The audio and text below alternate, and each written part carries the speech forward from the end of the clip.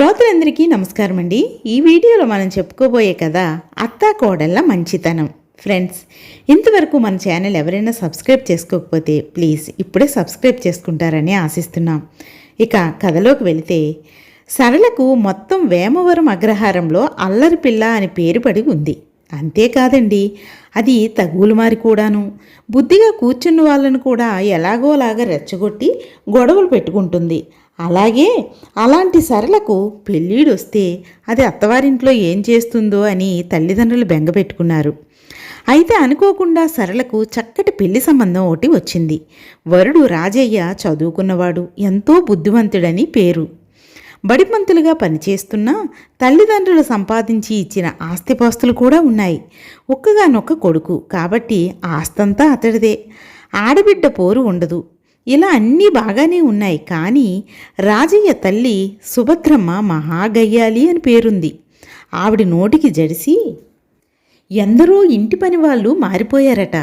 తీరిగ్గా కూర్చొని గొడవలు పెట్టుకునే మనస్తత్వంతో అందర్నీ బాధిస్తుందట. తన ఇంట్లో తన గురించి తప్ప ఇంకెవరి గురించి మంచిగా చెప్పుకోవడం ఆవిడికి ఇష్టం ఉండదు.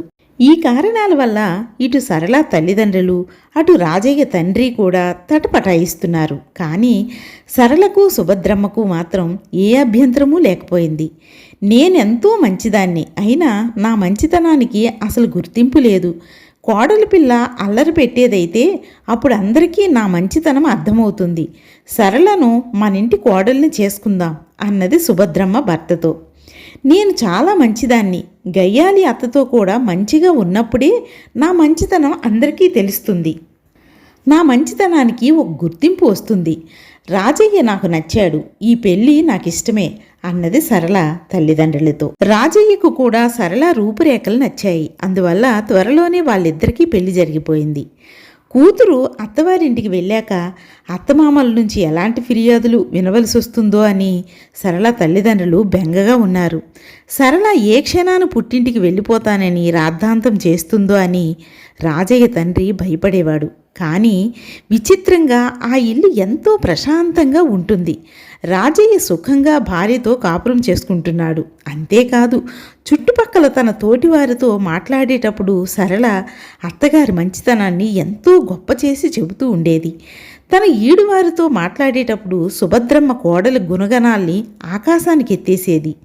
ఇది అందరినీ ఆశ్చర్యంలో ముంచెత్తేస్తుండేది. కొన్నాళ్లకు సరళ పుట్టింటికొచ్చింది. అడిగిన వారందరి వద్ద సరళ అత్తగారి గుణగణాల్ని అదే పనిగా మెచ్చుకుంటుంది. సరళ వచ్చిన నాటి రాత్రి ఆమె తల్లి, నీ అదృష్టానికి నేనెంతో పొంగిపోతున్నానమ్మా అన్నది. ఇప్పుడేమైందని నువ్వు అంతగా పొంగిపోవడం అన్నది సరళ చిరాగ్గా. అత్తవారింట కూతుర్ని ఆరళ్ళు పెట్టకపోతే అది మామూలు అదృష్టం కాదు కదా అన్నది సరళ తల్లి. నా అత్త ఆరళ్ళు పెట్టదని ఎందుకు అనుకుంటున్నావు అని అడిగింది సరళ. అసలే ఆవిడ మహాగయ్యాలి అని పేరు మరి అన్నది సరళ తల్లి.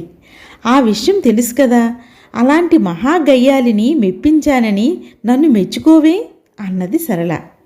ఆవిడ్ని మెప్పించడం ఎవరి వల్ల కాదని అందరికీ తెలుసు, అంతా నీ అదృష్టమే అన్నది సరళ తల్లి. అయితే విను, ఆవిడ నన్ను ఆరళ్ళు పెడుతూనే ఉంది. నేనెంతో మంచిదాన్ని కాబట్టి ఆవిడను పొగుడుతున్నాను. కన్నతల్లివై ఉండి నువ్వైనా నా మంచితనాన్ని పొగడకపోతే నా శ్రమంతా వృధా అయిపోతుంది అన్నది సరళ ఎంతో విచారంగా. అయ్యో తల్లి, అలాగా, నాకు ఈ ఆలోచనే రాలేదు. నేను వచ్చి నీ అత్తతో మాట్లాడి ఇంత మంచి కోడల్ని ఆరడి పెడతావా అని మందలించి వస్తాను అన్నది సరళ తల్లి. వద్దులే అమ్మా, నువ్వు నా మంచితనాన్ని అత్తగారి దుర్మార్గాన్ని గుర్తిస్తే చాలు అన్నది సరళ. అయితే సరళ తల్లికి మాత్రం మనసుండబట్టక ఆ ఊళ్ళోనే ఉన్న సరళ అత్త సుభద్రమ్మ దూరపు బంధువు మీనాక్షమ్మను కలుసుకొని విషయం చెప్పి, నువ్వు కాస్త ఆ సుభద్రమ్మను మందలించి రావాలి అన్నది. మీనాక్షమ్మ వెంటనే ముక్కును వేలేసుకుని, ఆసిని, ఈ అత్తాకోడళ్ళిద్దరూ దొందే అనేసింది. సరళ తల్లి ఆశ్చర్యపోయి, ఇంతకు అసలు సంగతేమిటి అని అడిగింది. మీనాక్షమ్మ వచ్చే నవ్వును ఆపుకుంటూ, నేను పోయిన నెల సరళ అత్తగారి ఊరు వెళ్ళి వచ్చాను. సుభద్రమ్మ నేను అడగకుండానే కోడలి గుణగణాలు ఎంతో మెచ్చుకుంది. నేను అలా విని ఊరుకోక, అలాంటి కోడలు దొరకడం నీ అదృష్టం సుభద్రమ్మ అన్నాను. అంతే.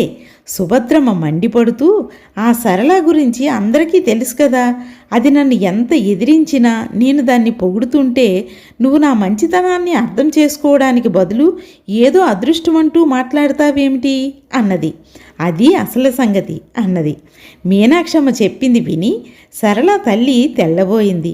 ఒకరికొకరు చెడ్డ పేరు తేవాలనే ఆ అత్తాకోడళ్ళు ఇద్దరూ పరస్పరం పొగుడుకుంటూ ఉన్నారు. ఇద్దరి ఉద్దేశాలు చెడ్డవే, కానీ రెండు చెడ్డలు కలిసి ఆ కుటుంబానికి మాత్రం మేలే చేశాయి. ఉష్ణం ఉష్ణేనా శీతలం అంటే ఇదేనేమో అన్నది మీనాక్షమ్మ. అప్పుడు సరళ తల్లి ముక్కుని వేలేసుకొని అక్కడి నుంచి వెళ్ళిపోయింది. బాగుంది కదండి కదా. ఏమైనా అత్తాకోడళ్ళు ఇంట్లో గొడవలు లేకుండా ఉన్నారు. అంతవరకు సంతోషం. ఇక కథ కంచికి మనం ఇంటికి. నమస్తే.